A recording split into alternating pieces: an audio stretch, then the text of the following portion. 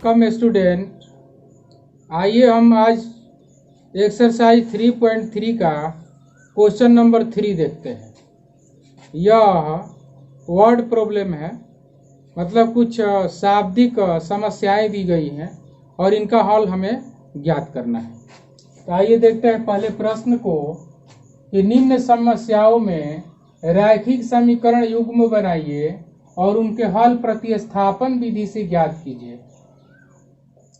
Question है कि दो संख्याओं का अंतर 26 है और एक संख्या दूसरी संख्या की 3 गुनी है, उन्हें ज्ञात कीजिए। तो स्टूडेंट, हमें इसमें यह याद रहना चाहिए कि जो चीजें हमें निकालनी होती हैं उसी को मानना होता है। तब यहाँ पर हमें संख्याएं ज्ञात करनी है और दो संख्याएं हैं, तो हम एक संख्या को x मान लेते हैं और दूसरी संख्या को y मान लेते हैं। यदि ऐसा करते हैं तो हमारा ये हल निकल जाएगा। तो आइए देखते हैं इसका हल। तो पहला काम है चर, दो चरों में मानना। चूंकि यह दो चर वाला रैखिक समीकरण हमें बनाना है, तो पहले लिखते हैं कि माना कि एक संख्या x तथा दूसरी संख्या y है।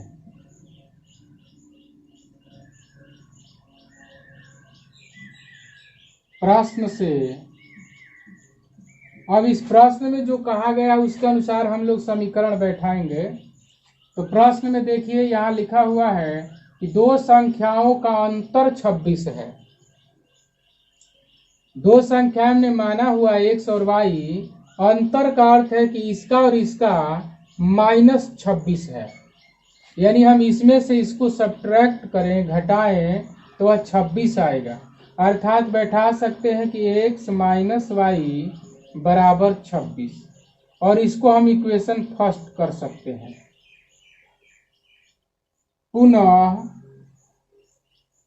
पुनः हम दूसरी शर्त पर विचार करते हैं। इसमें दूसरा शर्त दिया है कि एक संख्या दूसरी संख्या की 3 गुनी है। एक संख्या दूसरी संख्या की 3 गुनी है। इसका अर्थ है कि हम लिख सकते हैं कि एक संख्या अर्थात x, दूसरी संख्या क्या है तो y, इसका 3 गुनी है। अर्थात 3 से इसमें गुणा करें तो यह पहली संख्या के बराबर होगी। अर्थात हम इसको कर सकते हैं समीकरण सेकंड। तो ये समीकरण हमारा प्राप्त हो गया।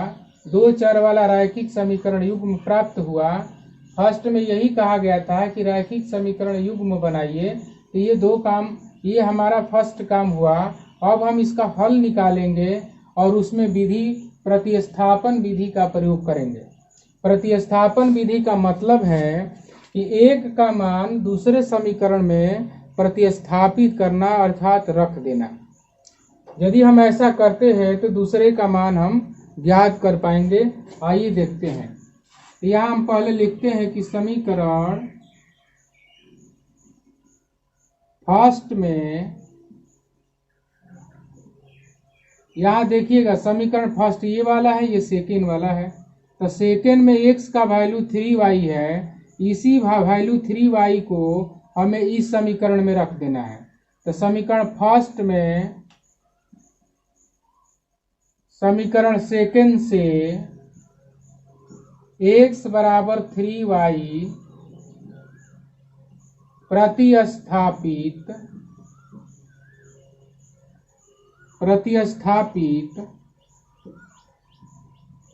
करने पर, तो फर्स्ट समीकरण लिख लेते हैं कि x - y बराबर 26। अब x के स्थान पर हमें 3y रखना है। ये x को हम लोग हटाएंगे और इसके जगह क्या रख देंगे, 3y रखेंगे। अब यहाँ देखते हैं कि 3y में से हम y को घटाएं तो ये 2y आ जाएगा। बराबर में 26 है, इसलिए हम y का मान लिख सकते 26। यहाँ चर अचर का गुणनफल है, इसको यदि हम दूसरे तरफ ले जाएं, पक्षांतर करें 2 का, तो यह भागा में जाएगा, और 2 से इसको कटाएंगे तो यह 13 आ जाएगा। इसलिए y का मान 13 होगा। अब हम क्या करते हैं कि इस मान को किसी भी समीकरण में रखकर x का मान निकाला जा सकता है। तो हम यहाँ देखते हैं कि समीकरण सेकंड में y का मान रखा जाए तो यह इसमें आसान होगा, क्योंकि x का वैल्यू 3y के बराबर दिया हुआ है। तो यहाँ पर हम लिख देते हैं कि समीकरण सेकंड में y बराबर 13 रखने पर, तो समीकरण सेकंड है हमारा x बराबर 3y, तो हम 3 रखेंगे। अब y के स्थान पर चूंकि y का मान 13 है और 13 में 3 का गुणा करेंगे तो 39 आ जाएगा। इस प्रकार हम देखते हैं कि दोनों संख्याएं हमें ज्ञात हो गई हैं। तो हम यहाँ पर अपना उत्तर फाइनली लिख देंगे कि अतः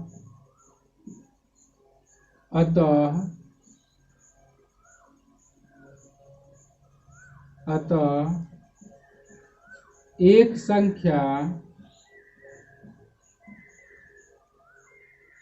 संख्या 39 तथा दूसरी संख्या 13 है। तो ये हम लोगों का आंसर हो जाएगा।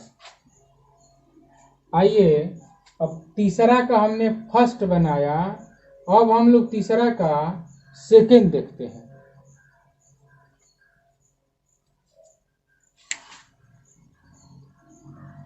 आइए क्वेश्चन नंबर 2 देखते हैं।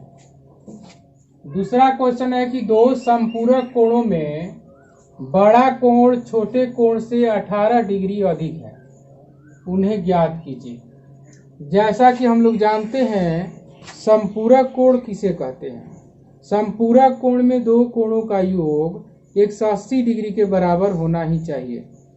यदि 2 कोण है और दोनों का जोड़ 180 डिग्री के बराबर है, उसी को हम समपूरक कोण कहते हैं। तब यहाँ पर 2 कोण हमें मानना है, एक बड़ा कोण होगा, एक छोटा कोण होगा। क्योंकि हम 2 चर वाला रैखिक समीकरण बना रहे हैं, तो यहाँ 2 चरों में हम बड़े कोण को और छोटे कोण को मान लेते हैं। क्योंकि जो चीजें हमें निकालनी होती है उसी को मानना होता है। तो हमें इन्हें ज्ञात कीजिए, अर्थात कोणों को हमें ज्ञात करना है कि बड़ा कोण कितना का है, छोटा कोण कितना का है। तो पहला काम है हम इसको मान लेते हैं कि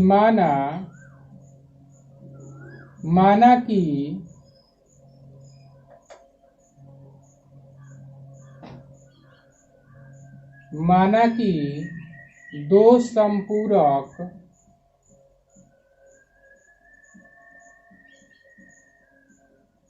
कोणों में बड़ा कोण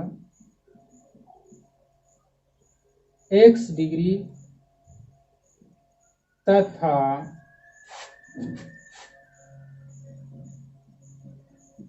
छोटा कोण y डिग्री है। प्रश्न से अब यहाँ प्रश्न में हमें देखना है, इसमें कहा गया है कि बड़ा कोण छोटा कोण से 18 डिग्री अधिक है। तब हम बड़ा कोण को यहाँ पर x लिए हुए हैं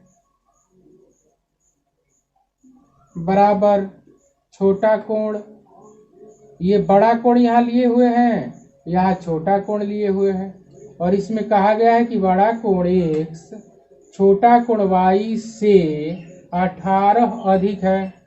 तो 18 हम इसको अधिक कर देते हैं, छोटे कोण को 18 अधिक कर देते हैं। तो इस तरह से एक हमारा यहाँ समीकरण प्राप्त हो जाता है कि x बराबर y प्लस 18। इसको ही हम कर देते इक्वेशन फर्स्ट।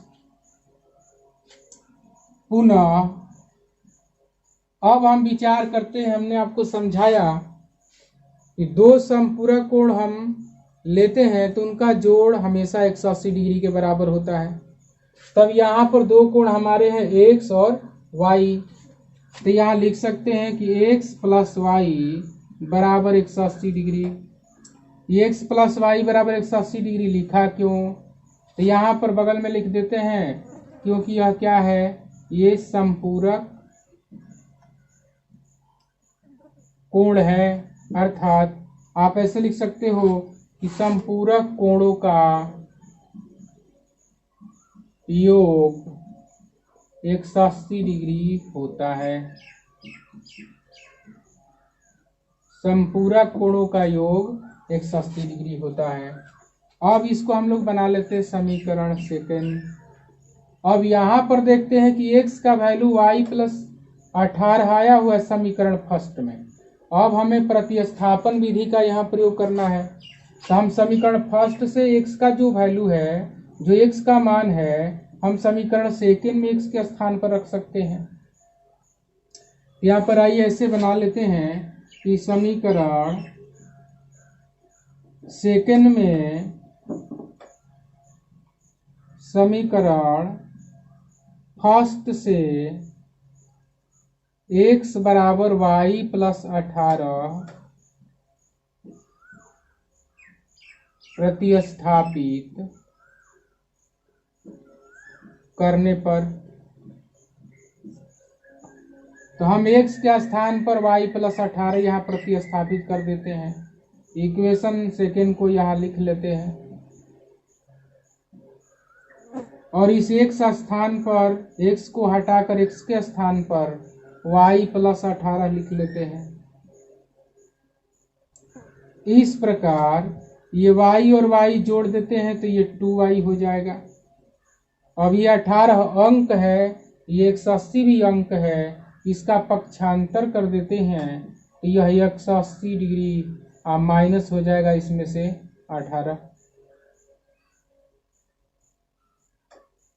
2y बराबर 180 में से 18 को घटा देते हैं।